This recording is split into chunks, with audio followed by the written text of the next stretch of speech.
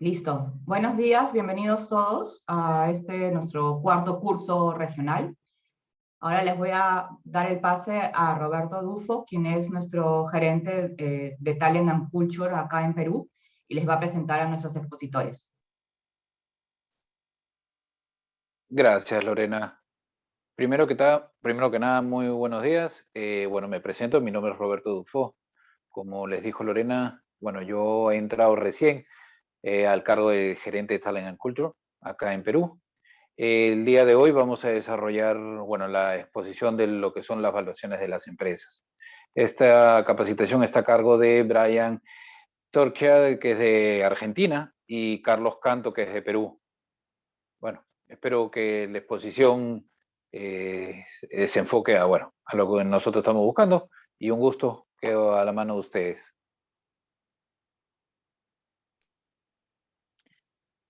Bien, Adelante, perfecto. Brian, Carlos. Perfecto. Bueno, Roberto, Lorena, en principio agradecerles por el espacio. Buenos días a todos. Y si les parece, iniciamos. Les comento primero en líneas generales qué es lo que vamos a estar viendo en esta exposición, ¿sí? Vamos a ver todo lo que atañe, por lo menos en gran medida, a lo que es valorización de compañías. Ahí, en lo que son los encuadres, vamos a estar viendo primero qué es lo que estamos valuando, ¿no? Arrancar por algo muy introductorio, pensar qué es lo que estamos valuando cuando hablamos de una compañía. Luego vamos a conversar brevemente de para qué o cuándo se pueden aplicar este tipo de trabajos, y luego sí nos adentraremos a cómo podemos llevarlo adelante en las metodologías que hemos seleccionado junto con Carlos, dentro de las que consideramos las más habituales y las más adecuadas para llevar adelante este tipo de trabajos, ¿sí? Lorena, si te pido si avanzamos a la siguiente diapositiva, por favor. Perfecto, bien. Bueno, entonces, como les comentaba, primero para hacer una breve introducción respecto de qué es lo que estamos valorizando, acá naturalmente estamos hablando de empresas. En líneas generales, cuando uno habla de una empresa y se puede estar preguntando, invito a la audiencia que reflexione al respecto, de qué hablamos cuando hablamos de una compañía. Seguramente estemos hablando de una entidad compuesta por un conjunto de activos y pasivos en términos patrimoniales, pero como en general el mayor activo que tiene una compañía es su intangible, en lo cual vamos a conversar a continuación. Lo que tenemos que hablar cuando hablamos de una compañía es precisamente de este enfoque.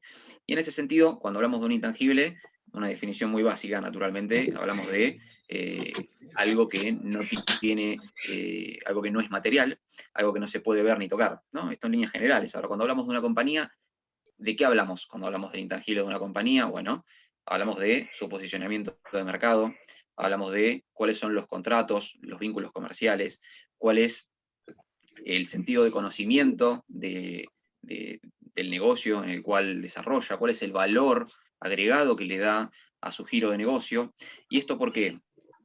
Hablamos de este tipo de cuestiones y es a donde nos vamos a terminar centrando a lo largo de esta exposición, es porque cuando pensamos en una empresa, naturalmente podemos definirla o redefinirla, retrotrayéndonos hacia unos instantes anteriores, como una herramienta o una máquina generadora de ingresos, ¿no? Es un negocio es algo de lo cual estamos esperando que genere rentabilidad, y es eso a lo cual están abocadas las metodologías que vamos a estar desarrollando a lo largo de esta conversación para poder cuantificar de forma técnica, dependiendo de distintas aristas que iremos explorando, respecto de cuál es la generación de ingresos o de rentabilidad que tienen las compañías. En este sentido, una vez hecha esta breve introducción, invito a que Carlos nos pueda comentar un poco eh, respecto de cuáles son las aplicaciones de este tipo de trabajos, en qué circunstancias se pueden llevar adelante, cuándo serían necesarias. Muchas gracias, Brian. Siguiente diapositiva, por favor, Lorena. Buenos días con todos. Gracias por la oportunidad de compartir esta mañana con ustedes. Nosotros hemos identificado las 6 razones más usuales en las cuales es necesaria una valorización de empresa. De estas 6 razones o estas 6 situaciones, yo resaltaría alguna de ellas. Por ejemplo, cuando se quiere comprar una empresa, es importante saber cuál es el valor de mercado de la empresa. Este valor de mercado, como lo explicaremos más adelante, viene en el 99% de los casos explicado por las expectativas que se tengan a futuro de la empresa o por algunos indicadores financieros que se puedan evaluar en este momento. En los procesos de fusiones o adquisiciones también es muy usual y es muy recomendable tener una idea de cuál es el valor de la empresa. Lo famoso simplemente es que es cuando una empresa adquiere otra empresa y la registra en los estados financieros a un valor X, al cabo de un año tiene que la empresa demostrar mediante un test de deterioro, simplemente es si el valor al cual lo compró ha sufrido alguna variación, si es que ha aumentado o ha bajado de valor. Dentro de los procesos de planificación estratégica, también es muy recomendable que la empresa tenga una idea de cuál es el valor que se le asigna el día de hoy y en el plan estratégico señalar cuánto espera la empresa incrementar ese valor de mercado. Un 5%, un 10%, y señalar sobre todo cuáles son los drivers o los impulsores de valor dentro de ese proceso de planificación estratégica. Yo los dejo nuevamente con Brian, que continuará a cargo de la exposición en esta primera parte. Brian, por favor. Perfecto, gracias Carlos. Te pido, Lorena, si podemos ir a la siguiente diapositiva, donde acá vamos a hacer nuevamente una breve introducción antes de adentrarnos a lo que son el desarrollo de las metodologías, donde aquí les vamos a comentar cuáles son los métodos acá que llamamos más adecuados para poder identificar o cuantificar lo que es el valor de una compañía, teniendo en cuenta lo que veníamos mencionando anteriormente. En este sentido, al margen de lo que está expuesto aquí en la diapositiva, y para expandir un poquito esta charla, si bien podemos comentarle que si bien pueden existir metodologías de valorización vinculadas hacia aspectos patrimoniales, como puede ser el valor contable, o una versión muy similar, que se la conoce como método de liquidación, donde ahí se valorizan tanto los activos como los pasivos, tanto ciertos como contingentes, a lo que es un valor de mercado, y ahí se puede ver qué queda, ¿no?, de la compañía, pero como bien lo dice el método se estila a utilizar para un proceso de cierre de una compañía. Si bien pueden existir ese tipo de metodologías, la realidad es que, como mencionamos hace unos instantes, el valor genuinamente de una compañía se aloca en la capacidad de generación de ingresos o en su rentabilidad. La realidad es que las metodologías más atinadas para poder cuantificar el valor de una compañía vienen de la mano de las que están mencionadas aquí, que son, una es un enfoque basado en los ingresos, ¿sí?, donde ahí, que es lo que vamos a desarrollar a continuación, se basa en realizar una proyección de los ingresos que se espera que genere la compañía, y luego, producto de el descuento, mediante una tasa que mencionaremos a continuación, no me quiero adelantar a ese punto, producto del descuento de ese flujo traído hoy, se obtiene una cuantificación de ese valor, y luego, Carlos mencionará más adelante y lo podrá desarrollar, lo que es el enfoque basado en empresas comparables o método de precio comparable, que ahí tiene un enfoque más aparejado a lo que se lo conoce en la jerga de mercado como método de múltiplo, ¿sí?, donde ahí se vincula el valor de una compañía hacia una métrica definida, como pueden ser el EBITDA o su margen operativo, su volumen de ventas, etcétera, que luego lo desarrollaremos, ¿sí?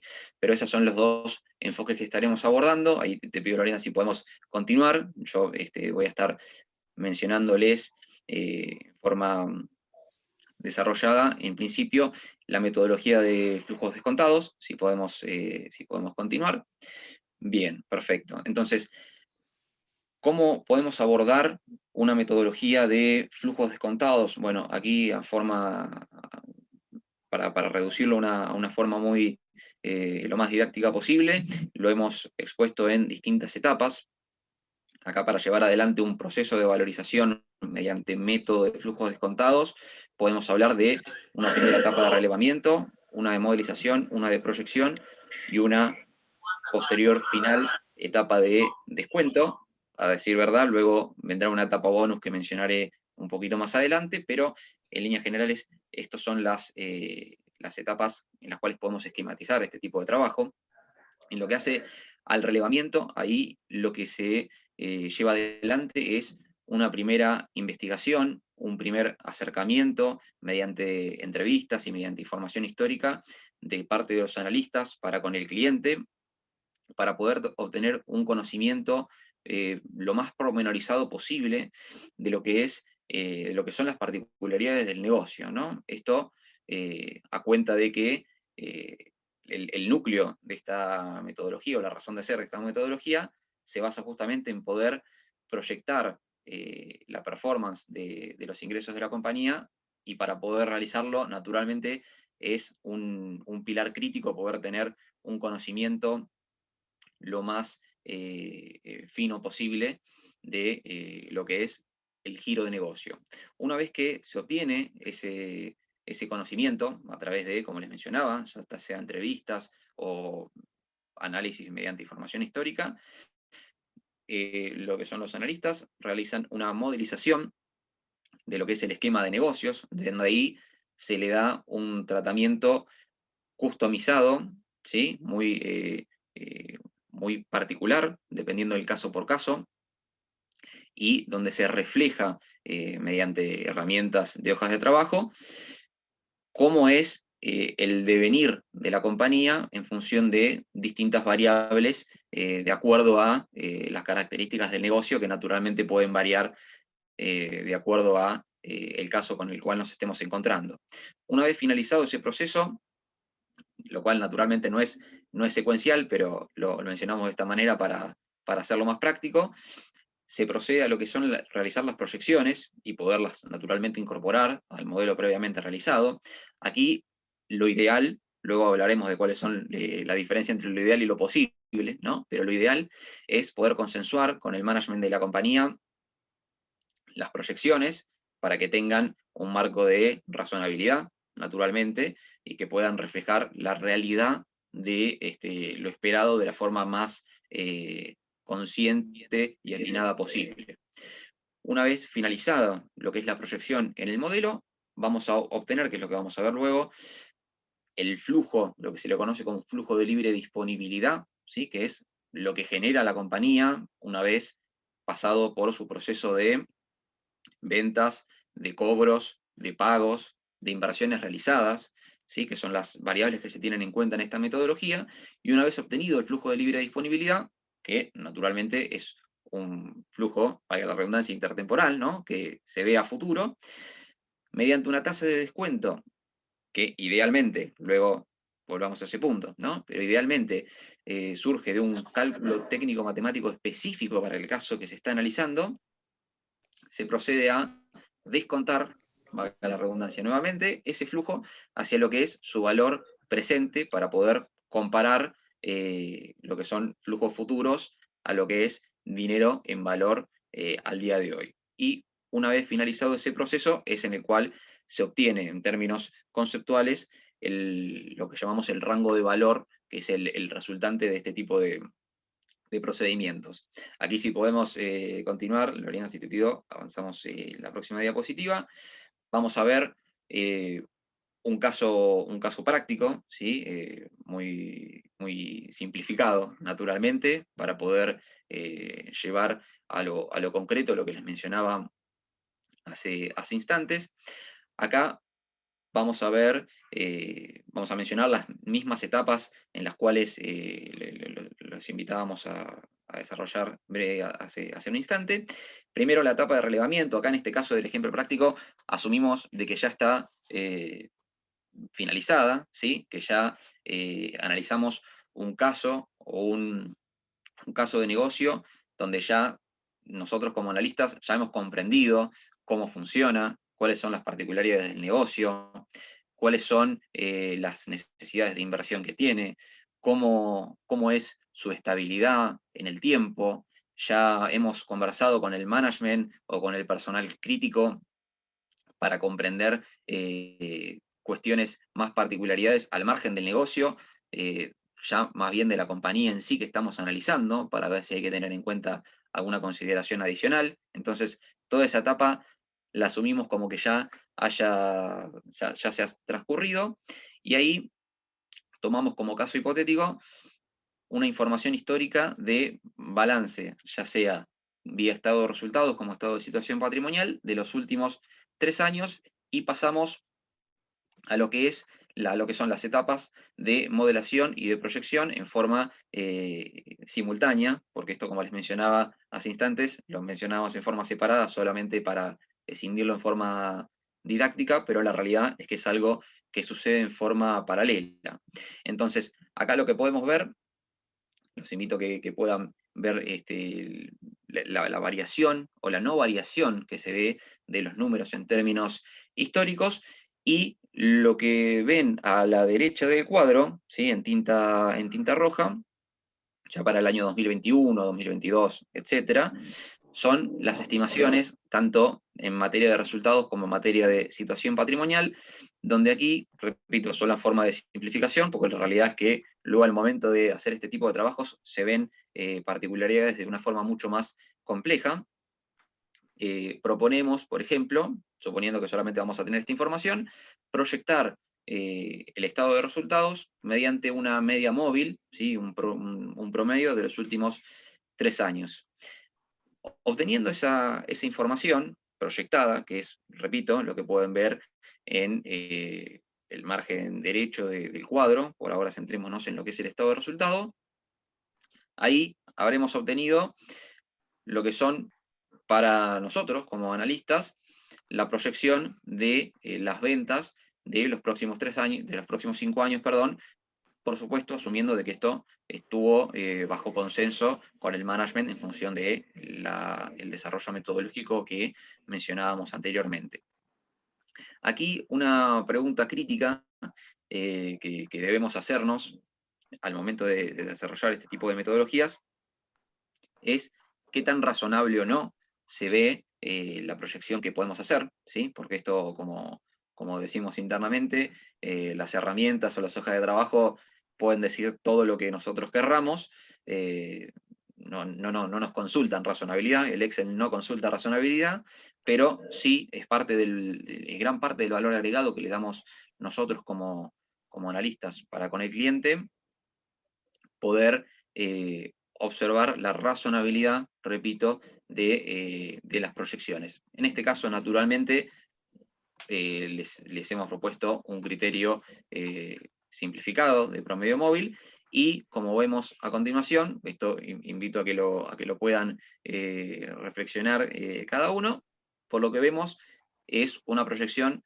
realmente muy razonable, ¿sí? No se ven mayores oscilaciones. Perdón, pensé que había alguna interrupción.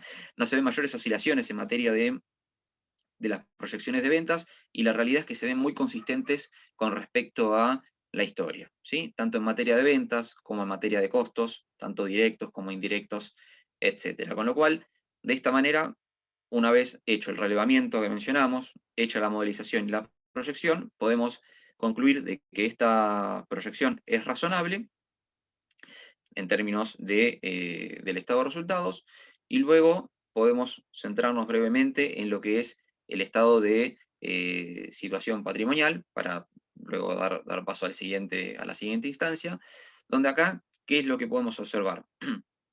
Bueno, acá vemos cuáles son las principales partidas a nivel contable que componen un estado de situación patrimonial, como pueden ser las disponibilidades de liquidez, llamémosle caja y bancos, ¿sí? Cuáles son los deudores por ventas, ¿sí? O sea, cuál es el dinero que nos están debiendo nuestros clientes, pensando desde la perspectiva del negocio, cuáles son los bienes de uso, materias de activos que puede tener la compañía, de materias de pasivos, los proveedores, el dinero que estamos debiendo, deudas laborales, etc. ¿Sí? Ahí también vemos una información histórica de los últimos 3 años, y replicando la misma metodología en materia de proyección del estado de situación patrimonial, también vemos de que hay una consistencia realmente muy, muy coherente entre lo que es la información histórica y lo que es la información proyectada. Esto, repito, siempre es importante tener el consenso del management respecto del cliente, porque debería ser siempre un trabajo mancomunado en el cual estemos nosotros como analistas, si bien aplicamos preguntas críticas para poder hacer preguntas y repreguntas, para poder hacer análisis concretos de las proyecciones que surgen producto del relevamiento con el cliente. Esto no siempre tiene que estar, como decía hace instantes, en consenso con el cliente, naturalmente, porque no es algo que podamos determinar nosotros en forma individual, ¿no? Siempre y cuando exista esa interacción, que, repito, vamos a ver a continuación cuáles son los principales problemas que surgen al momento de desarrollar este tipo de metodologías, ¿sí? Así que ahí, Lorena, te pido si pasamos, por favor. Bien, perfecto. Una vez que tenemos las proyecciones tanto en materia de estado de resultados como en materia de estado de situación patrimonial, lo que hacemos es construir un cash flow, ¿sí? O un flujo de fondos, que es lo que luego vamos a proceder a descontar finalmente. ¿Cómo determinamos este cash flow? En realidad, ¿cuáles son los inputs, ¿sí? de este cash flow? Bueno, la utilidad neta, ¿sí? ¿Cuál es la ganancia luego de pagar el tributo a la renta que sea correspondiente, ¿sí? a la compañía?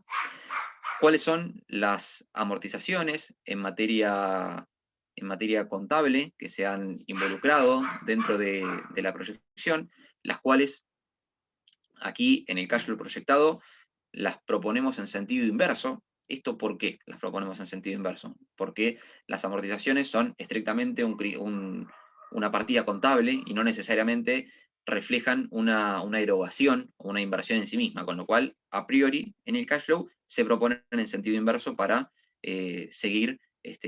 continuar con la estimación financiera de los flujos de fondos. Luego proponemos una línea de CAPEX. Ahí está una línea de CAPEX que está principalmente focalizada en lo que son inversiones de capital, ¿sí? Que a eso es lo que apunta este rótulo, donde esto es un criterio que puede aplicarse en algunos casos y en otros no, pero en líneas generales suele ser muy razonable decir que si una compañía ya se encuentra en un nivel de madurez avanzado, ¿sí? En lo que es su negocio, el nivel de inversión que va a realizar, en caso de que no haya un crecimiento estructural y que vaya a mantener su estructura de negocio, la vaya a mantener, ¿sí?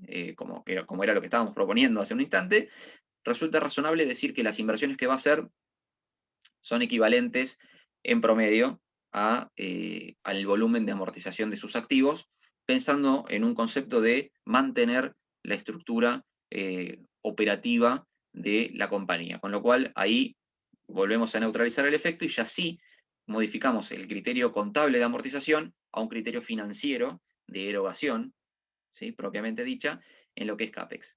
Luego tenemos, para finalizar, la línea de capital de trabajo. Lo que es la línea de capital de trabajo se compone o se construye a partir de lo que es la proyección del estado de situación patrimonial que vimos hace un instante. Ahí te pido, Lorena, perdón, si retrocedemos un segundito, así menciono la anterior. Gracias.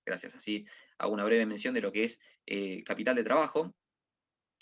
¿De qué hablamos cuando hablamos de capital de trabajo? Bueno, hablamos de cuál es el capital inmovilizado o el volumen de inmovilización dinámica que tiene que generar la compañía para poder llevar adelante sus operaciones, ¿sí? Con lo cual, acá, si vemos el criterio de caja y bancos, lo podemos asemejar a lo que es un concepto de caja operativa, es decir, este es el volumen mínimo de liquidez que necesita la compañía para poder operar, con lo cual ese es dinero que va a estar inmovilizado.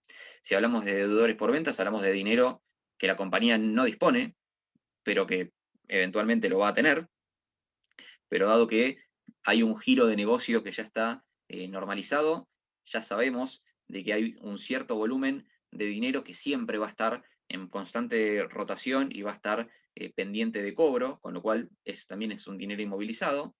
Por el otro lado, así como tenemos conceptos en los cuales la compañía está financiando, en este caso de deudores por ventas, está financiando a sus clientes, también la compañía se financia con sus proveedores, con lo cual ahí, con el mismo concepto, lo que son proveedores y deudas laborales, porque naturalmente los sueldos se pagan con un cierto desfasaje de poquitos días.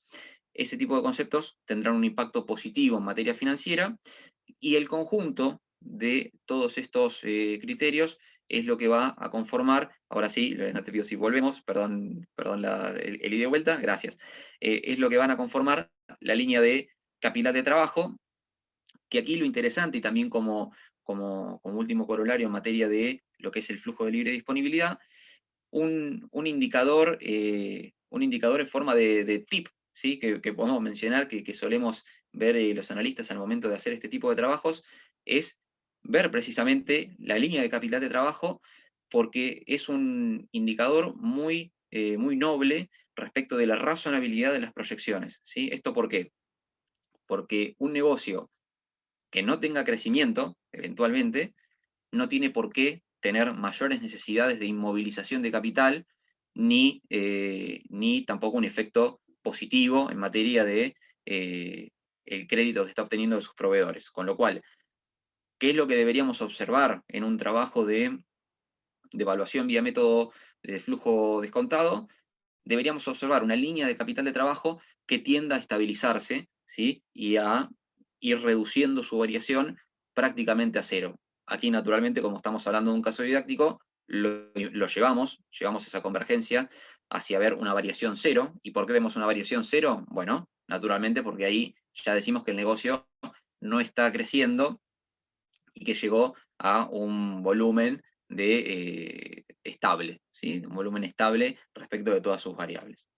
Entonces, una vez, retrotraigo, hablamos de utilidad neta, amortizaciones, hablamos de CAPEX, la conversión de lo contable a lo financiero, hablamos de capital de trabajo, de cómo se termina componiendo conceptualmente, y el conjunto de todos estos criterios es lo que termina definiendo el flujo de libre disponibilidad, que ahora sí es lo que terminamos diciendo, bueno, ¿cuál es el dinero que termina teniendo la compañía luego de todo su giro de negocio? Bien, esto es a lo que llegamos y a lo que llamamos flujo de libre disponibilidad, y este flujo es el que se somete a descuento para poder obtener el rango de valor o valor, ¿sí? Mediante esta metodología, que es lo que vemos en el cuadro que está aquí a la derecha. Aquí podemos ver que proponemos distintas tasas de descuento, esto a cuenta de que para este caso no hemos hecho un cálculo específico, ¿sí? Sino que la idea es poder mostrar la relevancia de esta variable, la criticidad en las conclusiones de esta variable, y lo que podemos ver es que luego de un proceso matemático en el cual se obtiene primero el valor presente del cash flow que estamos mostrando aquí, de 5 años, y luego el valor a perpetuidad, que ahí voy a hacer un breve comentario. ¿Por qué hablamos de un valor a perpetuidad? Bueno, porque las compañías se supone que están creadas para existir de por vida y generar rentabilidad al infinito, digamos, ¿no? Que es una gran diferencia respecto de lo que puede ser algo similar o algo asemejable, que es cuando hablamos de un proyecto, que eso tiene una vida finita. En el caso cuando hablamos de una evaluación, hablamos de un flujo infinito, con lo cual lo que se busca representar matemáticamente es precisamente este aspecto, ¿no? ¿Cuál es la proyección del flujo de la compañía a perpetuidad? Entonces, ahí como podemos ver en el flujo, vemos 2021, 22, 23, 24, 25, y en la última línea proponemos, de nuevo en términos didácticos, un último flujo que le llamamos perpetuidad, que es el que vamos a asumir que va a mantener la compañía desde ese momento en adelante, ¿sí? Con lo cual, una vez dicho esto, continúo con lo que es el proceso de descuento. Hablamos del valor presente del cash flow.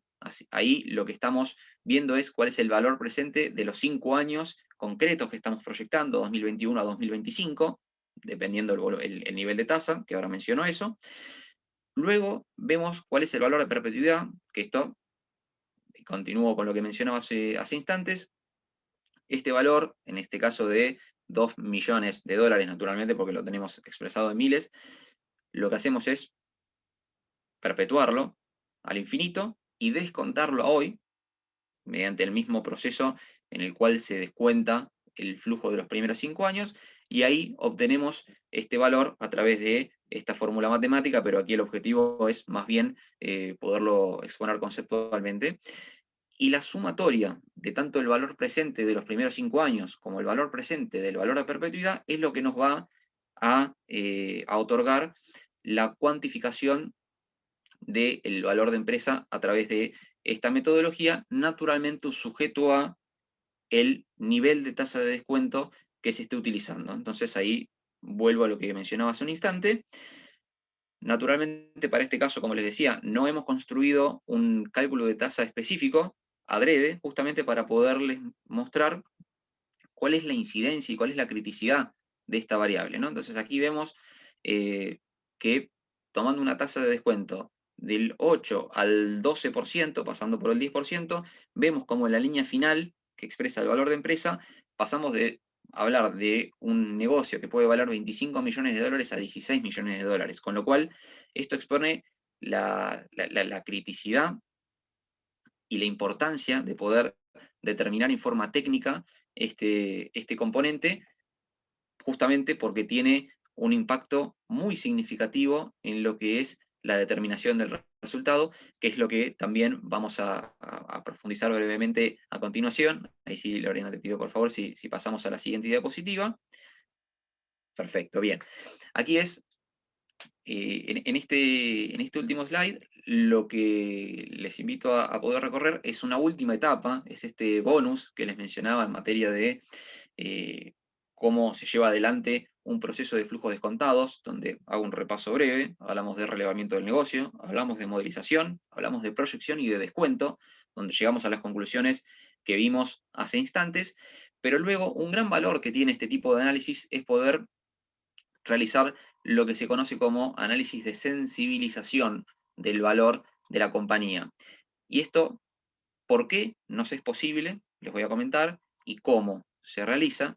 Nos es posible principalmente justamente porque, asumiendo de que se hizo un buen primer trabajo de relevamiento y de modelización, nosotros podremos contar con con una gran cantidad de información que nos va a permitir poder identificar cuáles son los drivers, que aquí voy a ir y venir respecto de cómo está planteada la presentación, los drivers del caso. Aquí voy a responder esta pregunta que planteamos sobre el final. ¿Qué es un driver? ¿Sí?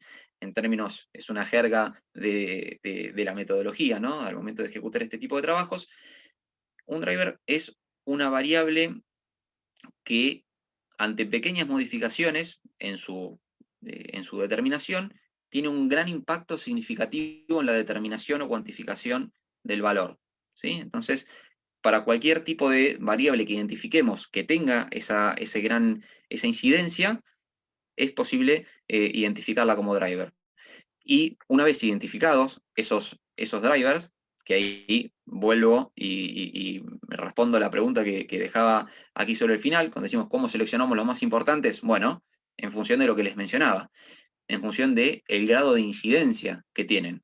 Aquí es donde vuelve a tomar relevancia el trabajo específico de modelización, y donde ya sí naturalmente nos desprendemos del ejercicio simplificado que vimos hace instantes, y donde les menciono que naturalmente al momento de desarrollar este tipo de trabajos se tiene un mayor grado de complejización y de análisis, y dentro de la modelización nos permite poder variabilizar los distintos componentes del modelo y poder observar a nosotros como analistas cuál es la respuesta en el valor ante esas modificaciones, y luego de hecho esos testeos podremos identificar cuáles son los más importantes, y lo que se estila en general es poder identificar los 3 drivers más importantes para poderle exponer al cliente cuál es el impacto en materia de valor ante modificaciones en distintos aspectos. ¿Y esto por qué termina siendo importante y por qué le termina aportando valor al cliente? Bueno, al margen del ejercicio matemático, esto puede conllevar, en caso de que el cliente le dé ese abordaje, o en el caso de que luego se complemente con otro trabajo de planificación, puede conllevar a hacer acciones de mejora específicas sobre los drivers que generan valor en la compañía. Naturalmente, un driver por excelencia será el nivel de ventas. Aquí planteamos, por ejemplo, como driver la tasa de descuento, que en realidad no debería ser planteada como driver por una cuestión de que esto debería surgir de un cálculo técnico específico, pero hay veces que no se realiza, con lo cual es importante poderlo exponer, y así podemos identificar distintas variables críticas que dependerán del caso específico. En este caso, podemos ver un cuadro de sensibilización en el cual, por ejemplo, exponemos distintos niveles de venta, ¿sí?, en función del mismo ejercicio que les hemos propuesto anteriormente. La línea naranja que ven, en la cual llamamos venta 100%, es exactamente el ejercicio que vimos. La línea azul son las ventas, el mismo volumen de venta en base 100, pero al 95%, y la línea gris con un incremental de un 5%. Y ahí lo que podemos ver en la caída de los valores son los distintos valores que se pueden obtener con esas combinaciones, utilizando una tasa del 8, del 10 y del 12% de descuento respectivamente, en donde en todos los casos, naturalmente, vemos el impacto crítico que tiene la tasa de descuento, y ahí vemos que, partiendo de una tasa del 10%, aumentarla en 2 puntos, por ejemplo, esto hace que se reduzca el valor de la compañía un 17%, ¿sí?, o sea, saliendo del 10 hacia el 12%, y saliendo del 10 hacia el 8%, o sea, reduciéndola 2 puntos, vemos que se aumenta un 25%, con lo cual esto da cuenta de lo tan significativo que es poder realizar un trabajo puntual respecto de esta variable.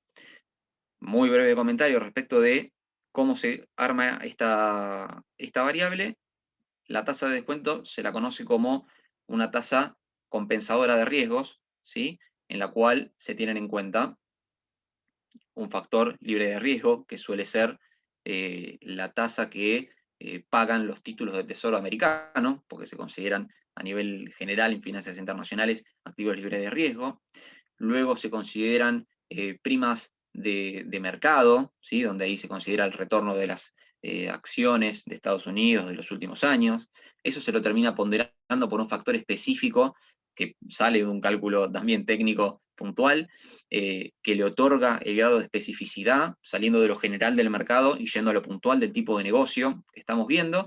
Y luego sí se le adicionan cuestiones complementarias, como puede ser el riesgo geográfico, ¿sí?, hablando de lo que es el riesgo país, dependiendo el lugar en el cual esté alocado el negocio, o cuestiones más puntuales como pueden ser factores de tamaño en materia de iliquidez que puede llegar a tener el negocio para poderlo vender, o otro tipo de cuestiones puntuales que ya sí dependen de casos muy específicos. Eso en materia general de en qué consiste un armado de tasa, que por una cuestión de tiempos no nos adentramos más allí, ¿sí? Ahí, Lorena, te pido si cambiamos, vamos a la última diapositiva. Perfecto, bien. Aquí, para cerrar, esto que venía mencionando a lo largo de la presentación, la diferencia entre lo ideal y lo posible, ¿no? ¿Cuáles son los problemas que nos encontramos al momento de llevar adelante este tipo de metodologías?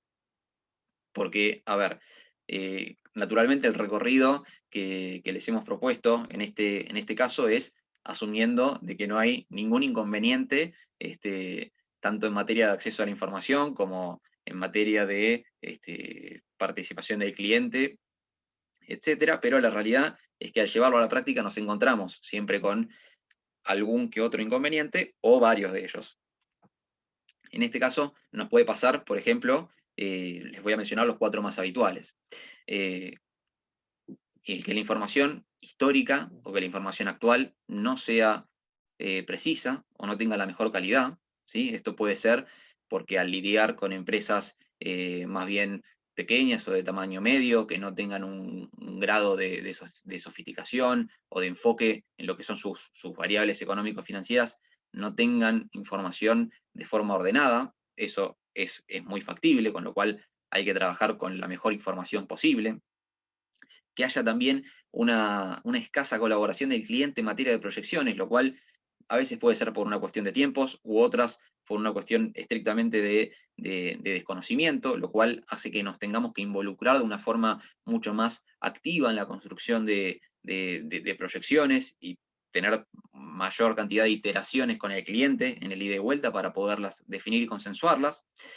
Otro aspecto que también suele suceder mucho, y por eso hicimos enfoque en ese punto, es que el cliente relativice la importancia de la tasa de descuento, ¿no? El cálculo específico, y que quizás al momento de definir el trabajo nos digan, bueno, trabajemos con una tasa del 12%, y listo, ¿no? Simplemente, como si eso no tuviera ningún grado de incidencia, y la realidad es que, como vimos, puede llegar a ser determinante en cualquier tipo de conclusión, es algo que también suele suceder.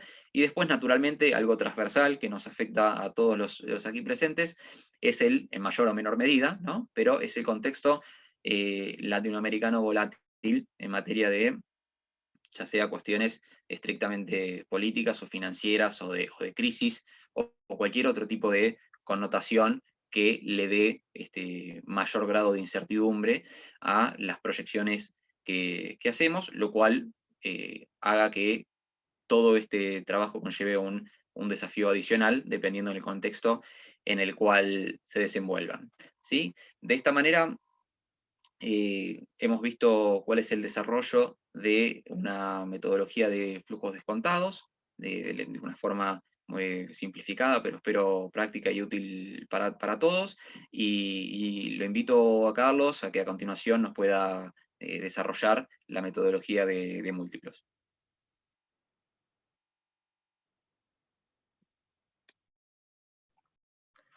Muchas gracias, Brian. En esta tercera parte de la presentación voy a explicarles acerca de esta metodología de múltiplos de empresas comparables. Siguiente diapositiva, por favor, Lorena. ¿Qué es un múltiplo de empresa comparable?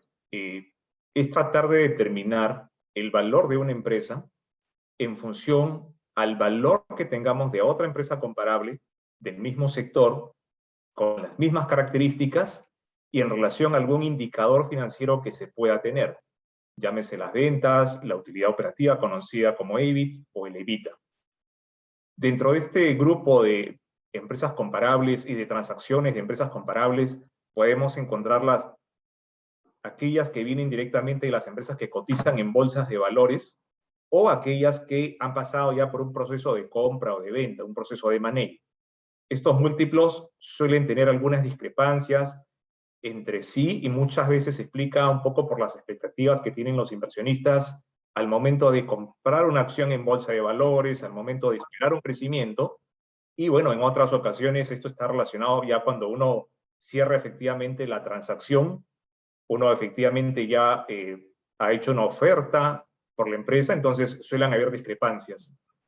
¿De qué manera nosotros podemos construir un múltiplo de empresa comparable? Hay 5 grandes pasos. Primero es identificar en qué sector está la empresa. Segundo es determinar la muestra de empresas. Vale decir, si mi empresa target, por ejemplo, está en el sector de ingeniería y construcción, ¿contra qué empresas que tengan información pública disponible yo la voy a comparar? ¿Cuántas voy a elegir? ¿Voy a elegir 10 empresas? ¿Voy a elegir 2 empresas? ¿20 empresas? ¿Qué herramientas voy a utilizar para poder determinar esa muestra de empresas? Luego están los múltiplos. ¿Qué tipo de múltiplo voy a elegir? Voy a elegir el múltiplo de, disculpen, valor empresa EBIT, valor empresa ventas, valor empresa EBITDA. Finalmente, los últimos dos puntos es cuando esta información la tomamos de bolsas de valores, de mercados sumamente líquidos, mercados de capitales muy grandes, a estos múltiplos hay que aplicarles una prima de descuento. que suele variar entre el 30 y hasta el 70%, y eso lo vamos a explicar en un caso práctico. Y finalmente nosotros con todos estos ajustes vamos a obtener un rango de valor. Vamos a poder determinar entre un valor de, por decir, 1 millón y un valor de 1,5 millones, la empresa que estoy evaluando puede tomar, en ese intervalo de valores, puede tomar un valor representativo. Siguiente diapositiva, Lorena, por favor.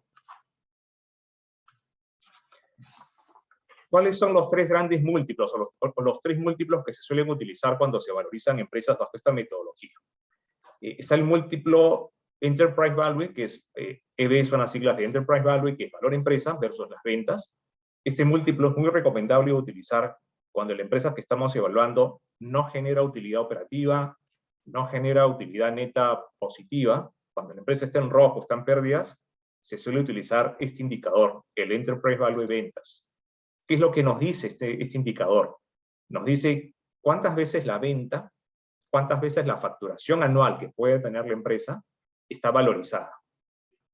Una de las ventajas de utilizar este múltiplo es que, como tomamos la primera línea del estado de resultados, tomamos los ingresos, las ventas, no considera los efectos de la estructura de capital, ni los efectos del financiamiento asociados obviamente a la estructura de capital. Desde el punto de vista de un comprador, de un inversionista, el inversionista estaría estimando cuántas veces la venta voy a comprar esta empresa. Si la empresa, por decir, factura $1,5 millones y yo voy a hacer una compra por 1,600,000, estoy comprando casi una vez la venta de esa empresa al año. Así la estoy valorizando. El otro indicador que es bastante utilizado es el Enterprise Value EBIT. El EBIT es la utilidad operativa. Este indicador es bastante utilizado cuando la empresa tiene un EBIT positivo, tiene una utilidad operativa positiva. Este indicador tiene un gran supuesto, que es asumir que los montos asociados a la depreciación y a la amortización son casi los mismos que los que demandarían hacer inversiones por CAPEX. Y precisamente acá esto se convierte también en una debilidad de este indicador, porque la depreciación y amortización provienen de inversiones que yo he realizado en el pasado y que no necesariamente van a ser las inversiones que la empresa vaya a requerir en el futuro. Tampoco este indicador considera las variaciones de capital de trabajo, que son sumamente importantes y que muchas veces suelen mover la aguja hacia resultados extremos cuando uno valoriza una empresa. Siguiente diapositiva, por favor. Y el tercer indicador, y lo dejé al final porque suele ser el más utilizado cuando se compran empresas, se venden empresas, bueno, se lee acerca de la compra o la venta de una empresa, que es el Enterprise Value EBITDA. ¿Y por qué es importante? Porque esto es una corriente que viene mucho ya desde mediados de los años 80. El EBITDA es un indicador financiero muy popular entre los analistas financieros, porque en cierta manera nos permitiría ver cuál es la caja bruta, cuánto es lo que la empresa ha generado en efectivo al finalizar un determinado periodo.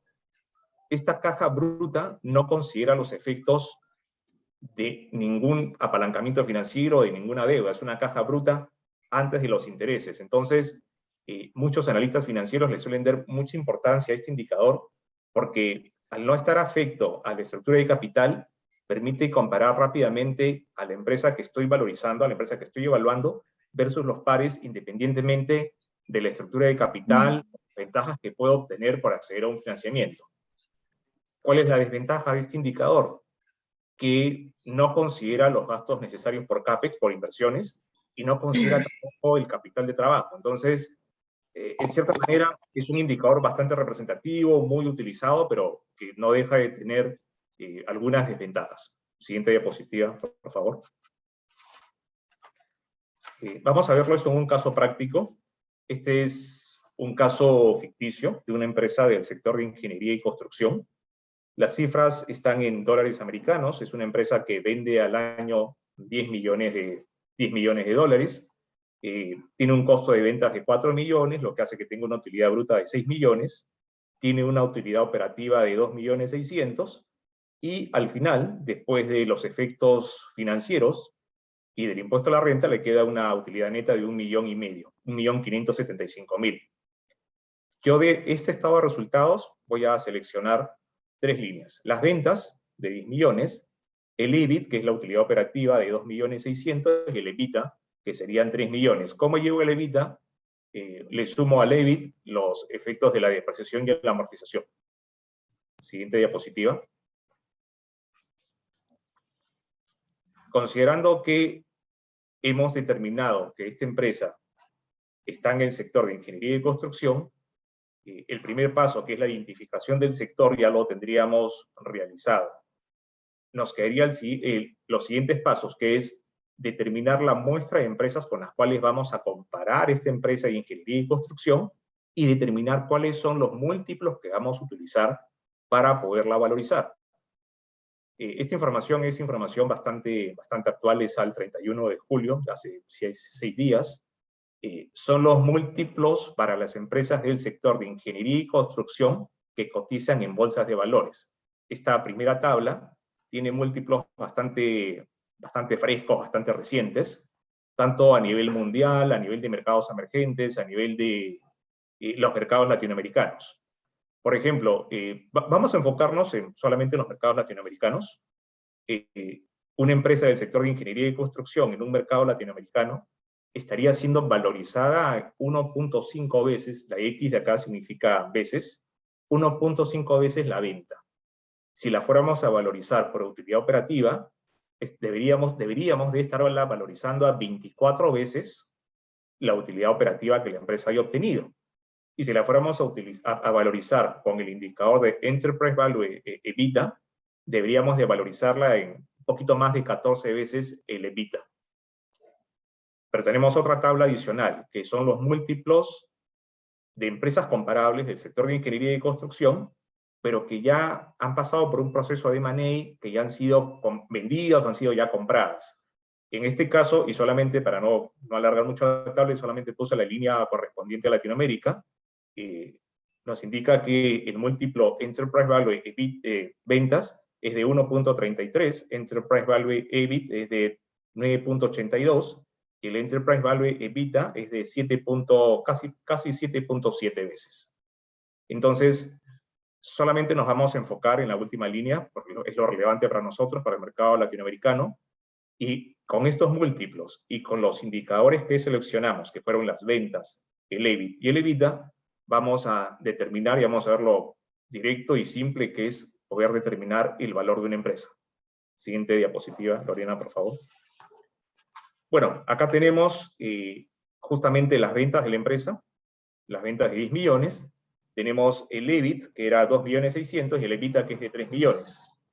¿Cómo determino el valor de esta empresa? Considerando los múltiplos. Es muy sencillo, tienes que, solamente se hace una multiplicación. Si las ventas fueron de 10 millones, bajo la metodología del Enterprise Value ventas, y el múltiplo me dice que se están ahorita cotizando las empresas a un valor de 1.5 veces, el valor de la empresa sería de 15 millones de dólares. Si la fuera a valorizar por el indicador del EBIT, y bueno, y ahorita las empresas comparables del sector de ingeniería y construcción que cotizan en bolsa se están valorizando a 24 veces, debería de multiplicar los 2.600.000 por 24, son algo más de 60 millones de dólares. Si lo fuera a valorizar por EBITDA, bueno, simplemente hago la multiplicación y el resultado son de 43 millones, cerca de 44 millones. Si yo quisiera comparar esto, o sea, una cosa es tener las valorizaciones de las empresas que cotizan en bolsa, que se tienen las expectativas, se tienen las perspectivas de crecimiento y, en fin, todo el feeling que rodea siempre las inversiones en el mercado de capitales. Una cosa muy distinta es ver cuál ha sido el valor que se ha pagado cuando estas empresas han sido efectivamente compradas. Entonces, simplemente como un paso adicional, como un paso de contraste, voy a utilizar los mismos criterios, las ventas, el EBIT y el EBITDA, exactamente los mismos criterios, para poder valorizar la empresa. O sea, si yo la valorizara la empresa en un múltiplo de 1.33 veces, esta empresa tendría un valor de 13 millones. Si yo la valorizara a un múltiplo de 9.82, la utilidad operativa, la empresa tendría un valor de poco más de 25 millones. Y si yo la valorizaba con el múltiplo de EV/EBITDA, que es de 7.67, la empresa tendría un valor de 23 millones de dólares. Siguiente diapositiva, por favor, Lorena. Bueno, en esta diapositiva he seleccionado empresas, disculpen, que son bastante conocidas por todos nosotros, son empresas del mercado americano, y de nuevo estos múltiplos, estos indicadores son bastante recientes.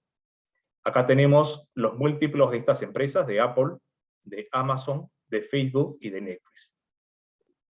¿Cuántas veces el EBITDA se está valorizando Amazon en el mercado? Por ejemplo, Amazon se valoriza 20.83 veces su EBITDA. ¿Cuántas veces el EBITDA se está valorizando Apple en el mercado? 22.13 veces. Lo mismo para Facebook y lo mismo para Netflix. Este EBITDA que vemos acá es un indicador, para hacerlo mucho más interesante, que no proviene necesariamente de los estados financieros que las empresas han presentado al primer trimestre de este año, sino que son las proyecciones del mercado de un consenso de más de 150 analistas de lo que se estima sería el EBITDA, por ejemplo, de Apple hacia fines del 2021. El consenso de analistas nos dice que el EBITDA debería ser aproximadamente 112.000 millones de dólares. Para el caso de Amazon, 76.000 millones. Para el caso de Facebook, casi 60.000 millones. Y para el caso de Netflix, 6.700 millones.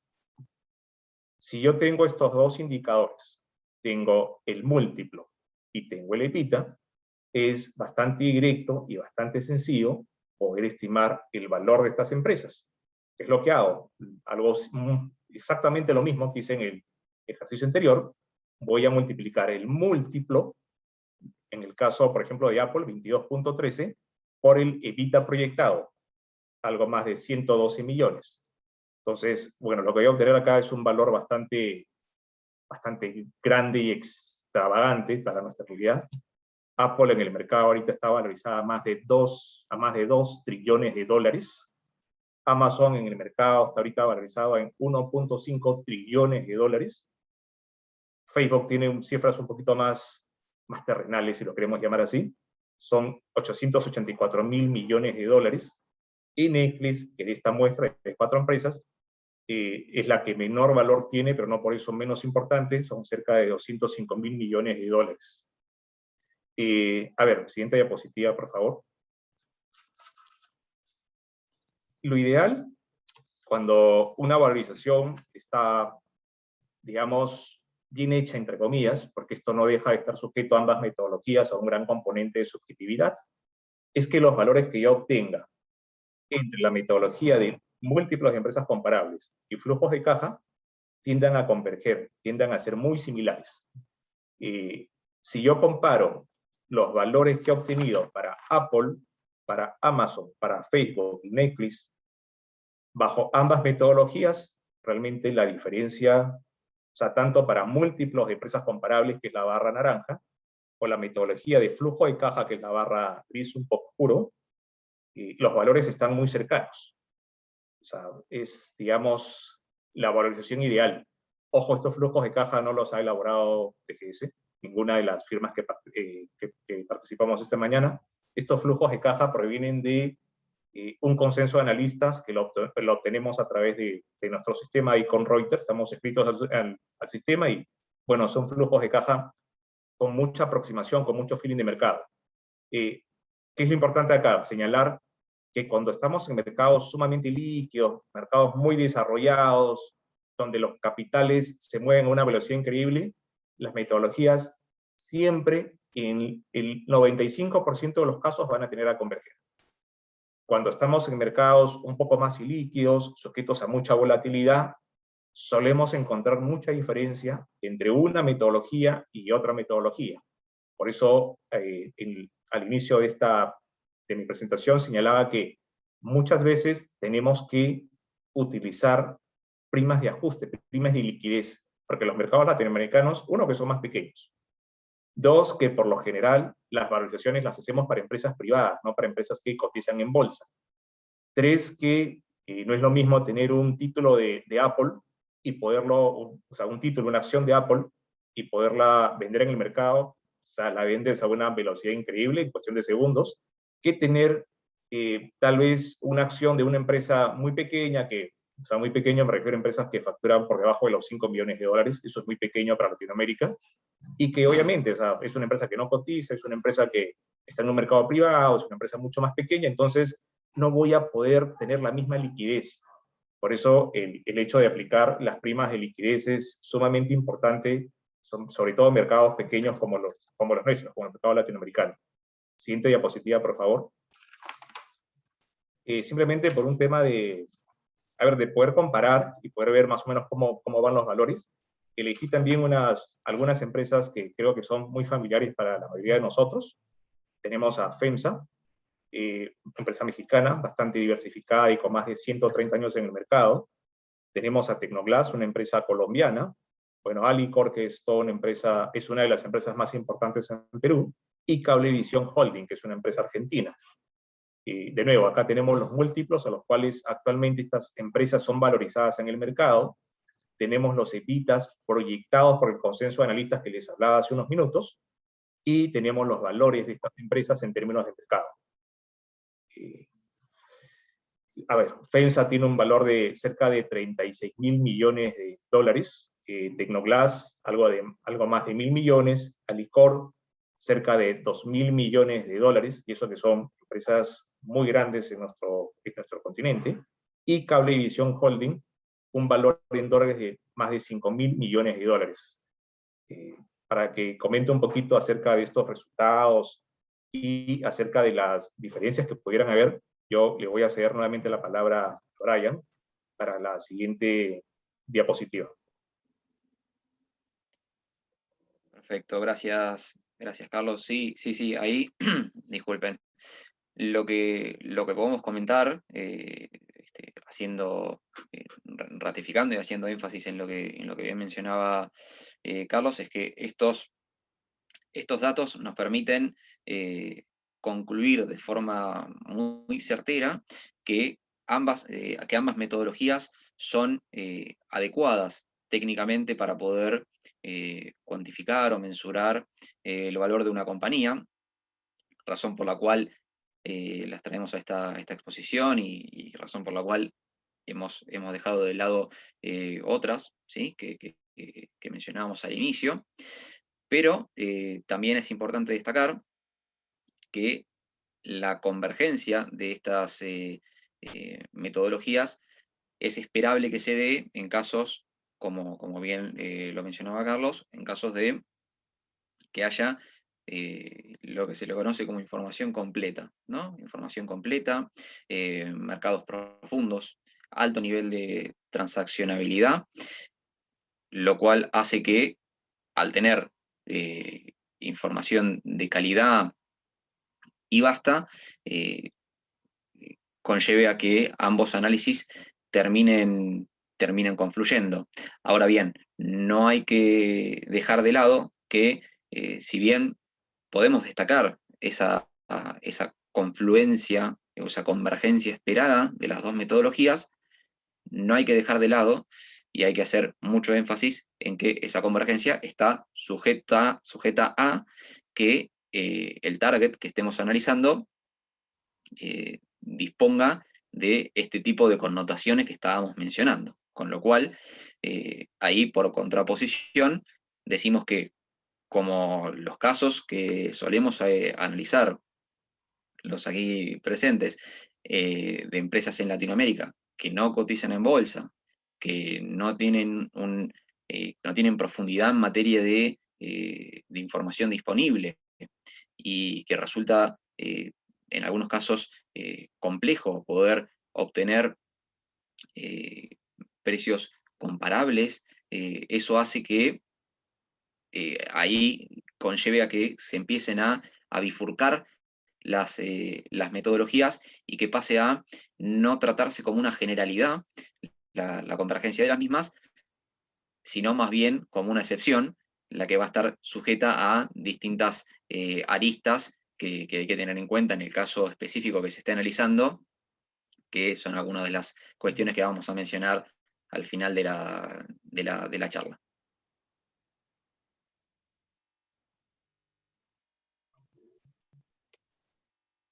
Muchas gracias, Brian. Siguiente diapositiva, por favor, Lorena. A ver, 2 diapositivas de conclusiones. Siguiente diapositiva, Lore. A ver, ventajas y desventajas de cada una de estas metodologías. Flujos de caja. Yo diría que es la metodología por excelencia. Es la metodología que realmente nos permite medir cuál es la capacidad de generar beneficios económicos en el futuro de manera intrínseca que tiene una empresa. Es una metodología sumamente flexible, es una metodología la cual la puedes complementar con otro tipo de análisis que te permitan a veces simular escenarios de 50.000, 80.000 ocurrencias. Es la metodología ideal, pero no por eso deja de estar sujeto, y esto es bueno que lo tengamos siempre muy presente, al componente de subjetividad. A ver, ¿por qué mi proyección debería ser del 5% y por qué no del 7%? ¿Por qué mi proyección de crecimiento en los ingresos? ¿Por qué la proyección de mis costos o de mis gastos tendrían que necesariamente converger con lo que yo he obtenido en los últimos 2 años y por qué no elijo un año? Entonces, el componente de subjetividad siempre va a estar presente al momento de trabajar con la metodología de flujo de caja, pero esto no deja de disminuir la importancia que pueda tener. Para mí, en lo personal, es la metodología que suelo utilizar y es la que con mayor certeza, entre comillas, me da lo que es el valor de una empresa. Bueno, la desventaja es ese nivel de desarrollo requerido. O sea, por lo general, hacer una valorización por flujo de caja nos puede demorar entre 3 o 4 semanas una valorización bien hecha. O sea, es el tiempo que uno puede invertir. En el caso de múltiples empresas comparables, es una metodología muy directa, muy simple. Lo que acabamos de ver es tomar el múltiplo de mercado y es multiplicarlo por el indicador que tenga, sea ventas, utilidad operativa, el EBIT o el EBITDA. Bueno, la desventaja es la representatividad, o sea, en nuestros mercados, en Latinoamérica, es bastante difícil poder ubicar empresas comparables. Entonces, tendemos mucho siempre a mirar a mercados más desarrollados, al mercado de Estados Unidos, pero los múltiplos que obtenemos tenemos que ajustarlos por las primas de liquidez. O sea, eso yo diría que es una gran desventaja de esta metodología. Brian, te cedo la palabra para el cierre de las conclusiones. Perfecto, gracias, Lorena. Si pasamos a la siguiente diapositiva. Ahí, bien, perfecto. Como mencionaba Carlos, y a modo de cierre, ya hemos visto, bueno, qué es una empresa, por qué o a dónde vemos que esté alocado la mayor parte de su valor.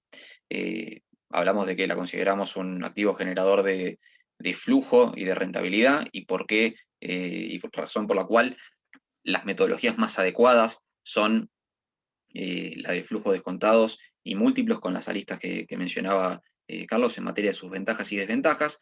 Ahora bien, uno como analista tiene esas herramientas, y la pregunta que debemos hacernos, o que quizás la audiencia se está haciendo en este momento, es, ok, pero ¿en qué momento o cómo determino en qué momento aplicar una u otra, ¿no? Porque acá hablamos de que en caso de no tener un mercado perfecto con información profunda, sabemos que vamos a llegar a conclusiones disímiles con alto grado de probabilidad, con lo cual ahí lo que tenemos que preguntarnos es cuál es el objetivo del trabajo, ¿sí? Cuál es el contexto práctico que llamamos en el cual se desenvuelve el trabajo, o cuál es cuál es el propósito que por el cual nos está contratando el cliente para esta tarea. ¿Es para una transacción real? ¿Sí? ¿Es para una compraventa potencial? ¿Estamos desde el lado del vendedor? ¿Estamos del lado del comprador? ¿Es una compañía que tiene recién intenciones de salir a vender, o de salir a venderse, o está realmente embarcada en un proceso? ¿Sí? ¿Está encaminada en ese camino? ¿Quiere obtener la conclusión solo a título de a una cuestión muy específica o puntual, como puede ser un impairment test, o un objetivo fiscal, o bien financiero para alguna determinación, o algún acuerdo muy simple entre socios? Digamos, esas son las cuestiones que debemos tener en consideración, ¿sí? Porque dependiendo cuál es la aplicación o el objetivo que esté persiguiendo el trabajo, va a ser posible determinar hacia qué lado podemos direccionar el desarrollo de la tarea. Otro punto también importante a tener en cuenta es cuál es la información con la cual contamos, ¿no? Porque ahí empiezan a traer, a aparecer las complejidades o los posibles casos de conflicto que mencionamos cuando hablamos de flujos descontados, o bien cuando desarrollaba Carlos la metodología de múltiplo, que sería: ¿el cliente tiene información realmente para hacer un análisis certero, al margen de la natural subjetividad que esto conlleva? Pero a ver, en cuanto mayor información tengamos, mayor sustento va a tener, por ejemplo, la proyección que hagamos, siempre con un grado de subjetividad, naturalmente, pero si tenemos menos información, tendremos mayor incidencia de algún sesgo subjetivo. Otro punto también puede ser que, si bien el cliente pueda tener información, quizás nos digan, miren, necesito este trabajo y ustedes van a contar con esta información, X, la que fuere, ¿no? Y tenemos información limitada, con lo cual ahí tampoco es posible forzar una metodología y hay que adaptarnos al caso puntual, en el caso que nos lo estén solicitando. Luego también, en materia de información, y también trayendo a colación lo que mencionamos hace instantes, es: ¿el management realmente conoce el negocio y cuál es la trazabilidad histórica? Aquí llamamos que puede llegar a tener su compañía, o realmente lo desconoce porque está en una etapa temprana el negocio, o porque producto de su perfil personal, digamos, porque también nosotros lidiamos con personas, cuando hablamos con clientes, no hace enfoque en proyecciones o no le da ese valor y lo considera muy subjetivo. Entonces, todo ese tipo de cuestiones que hay que contemplarlas, y eso nos lleva a la conclusión final, en la cual decimos que el sentido de urgencia, porque también es otro punto, también, como lo mencionaba Carlos, este tipo de trabajos de flujo descontado puede llevar 4 o 6 semanas, naturalmente dependiendo de la iteración y el grado de intercambio de información que podamos tener con el cliente. Pero si el cliente nos dice, necesito este trabajo y lo necesito para dentro de una semana, bueno, sabemos que flujo descontado bien realizado no va a ser posible. ¿Cuál es el objetivo? En función de lo que mencionábamos hace instantes, la profundidad de la información. Y en conclusión, decimos que, como mencionaba, teniendo en cuenta la urgencia, el objetivo y la profundidad, son los factores que tendremos que tener en consideración para ver cómo hacer el mejor trabajo posible con las herramientas que tenemos a disposición, para poder llegar a la conclusión más atinada, de acuerdo a las posibilidades que el contexto del trabajo así lo permita, ¿sí? Con lo cual, de esa manera, damos por concluida nuestra presentación, y esperamos que haya sido de utilidad para todos. Lorena, si te parece, te cedemos el espacio en caso de que quieras transmitirnos alguna consulta, o bien dar por cerrada la charla. Sí, gracias, Brian. Tenemos algunas preguntas en el chat. Voy a leer algunas. Dice, ¿qué factores toman en cuenta para la proyección? ¿Se incluye aspectos como proyecciones de crecimiento del sector, inflación y/o costo de vida? Bien, perfecto. Ahí, si te parece, Carlos, lo tomo, que estuvimos abordando ese punto. Igual interrumpimos, complementame con lo que consideres conveniente. Es una muy buena consulta, la cual naturalmente no abordamos para no entrar en especificidad, pero es una excelente consulta, porque la realidad es que sí, se tienen en consideración todo ese tipo de cuestiones, y no abordamos, a ver, se tienen en consideración tanto desde lo más macro hacia lo más micro. ¿A qué voy? Debemos tener en consideración, primero, saber que la compañía tiene un desempeño particular de un negocio en general, o sea, se desempeña en una industria, y esa industria se está desempeñando en un país, y ese país está dentro de un contexto global en caso de que tenga ese tipo de impactos, con lo cual, sí, efectivamente, tanto perspectivas, por eso hacía el recorrido desde lo macro a lo micro, tanto perspectivas a nivel país generales, como a nivel país de la industria en particular, o el momento, el timing en el cual nos estemos parando al momento de hacer un análisis, porque ahí, por ejemplo, voy a hacer un comentario que me parece oportuno.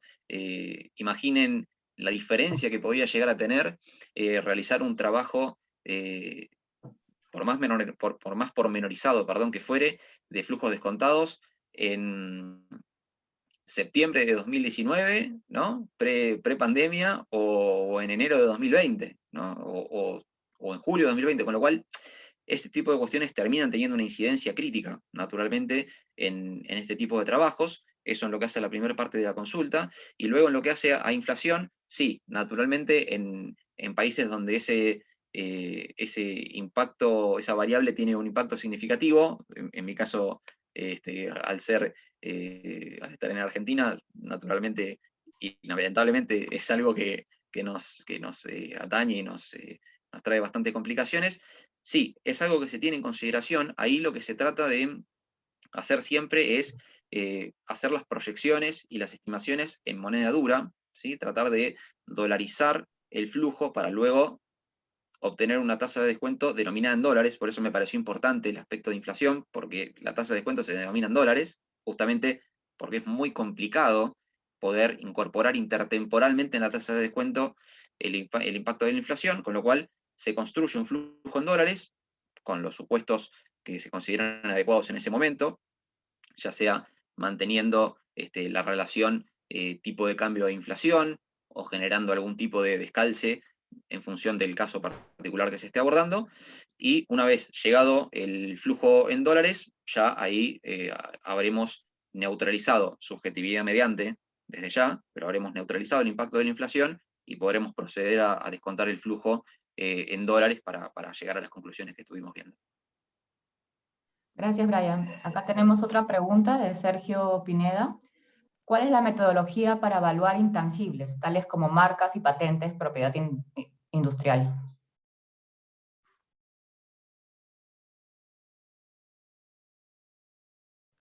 A ver, yo tomo esa pregunta a responderla muy brevemente.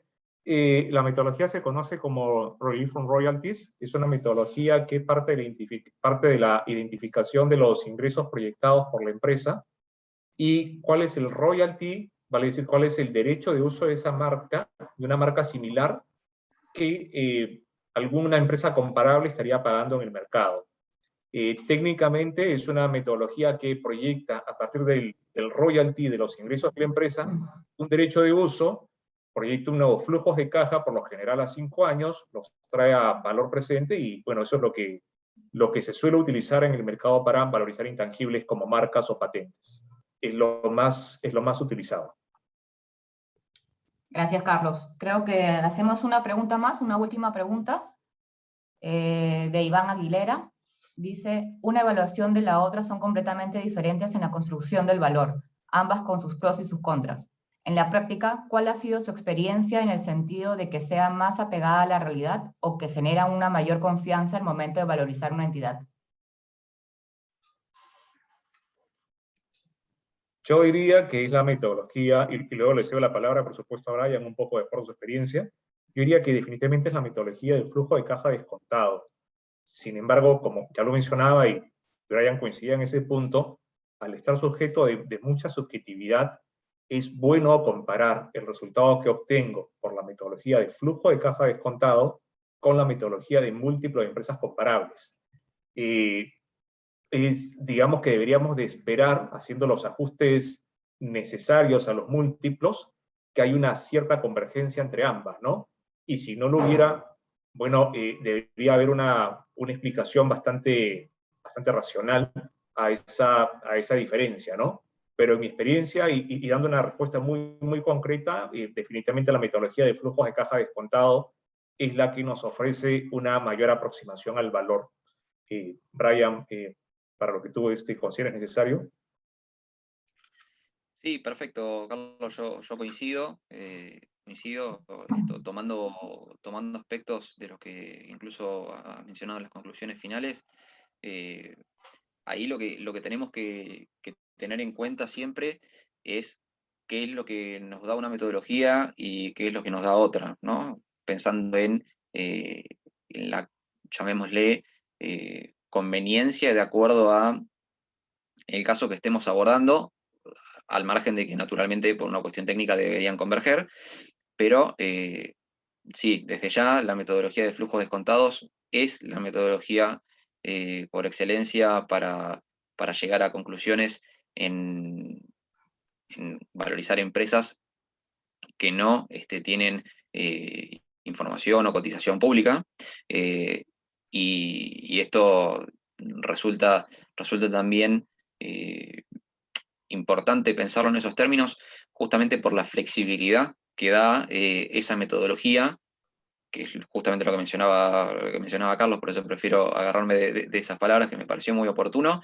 teniendo en consideración, yendo al esquema que habíamos planteado anteriormente, que uno como analista, y en función del conocimiento del negocio, de acuerdo a esa primera etapa de relevamiento que habíamos llamado, desarrolla una modelización específica de el giro y de negocio en función de cómo se componen los principales factores que determinan la venta, cómo se compone la estructura de costos, cómo es la evolución de su estructura de personal, en qué momento va a necesitar realizar una inversión adicional o no, con lo cual, al tener ese grado de especificidad en ese tipo de análisis, da por un lado la confianza a uno como analista de poder tener mayor sustento personalizado, si se quiere, de qué es lo que está exponiendo, pero del otro lado, naturalmente, está siempre ahí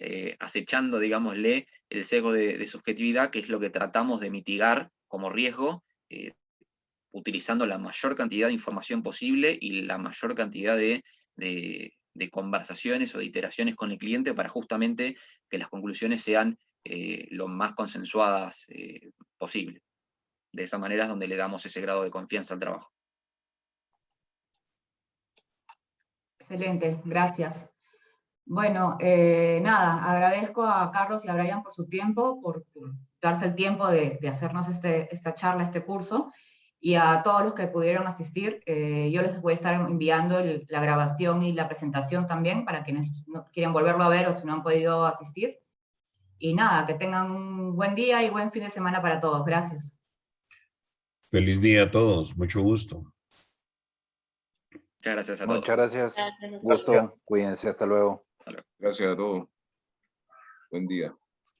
Feliz día. Buenos días a todos, que estén bien. Chao, muchas gracias.